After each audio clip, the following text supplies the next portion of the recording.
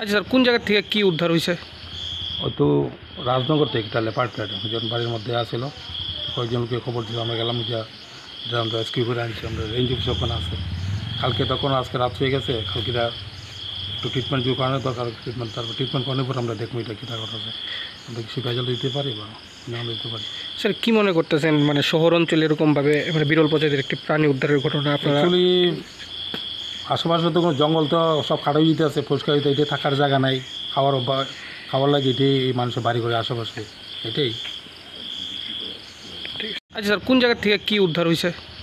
ওই তো রাজনগর থেকে একটা লেপার্ড প্যাড যখন বাড়ির মধ্যে আসছিল, কয়েকজনকে খবর দিল, আমরা গেলাম যা আমরা রেস্কিউ করে আনছি। আমরা রেঞ্জ অফিস ওখানে আছে কালকে, তখন আজকে রাত হয়ে গেছে। কালকেরা একটু ট্রিটমেন্ট যদি করানো দরকার, ট্রিটমেন্ট তারপর ট্রিটমেন্ট করানোর পর আমরা দেখবো এটা কীটা কথা আছে। আমরা কিছু ভেজাল দিতে পারি বা না দিতে পারি। স্যার, কি মনে করতেছেন মানে শহর অঞ্চলে এরকমভাবে মানে বিরল প্রজাতির একটি প্রাণী উদ্ধারের ঘটনা আপনারা? অ্যাকচুয়ালি আশেপাশে তো কোনো জঙ্গল তো সব কাটাই দিতে আছে, পরিষ্কার দিতে, এটা থাকার জায়গা নাই, খাওয়ার লাগে এটাই মানুষের বাড়ি করে আশেপাশে এটাই।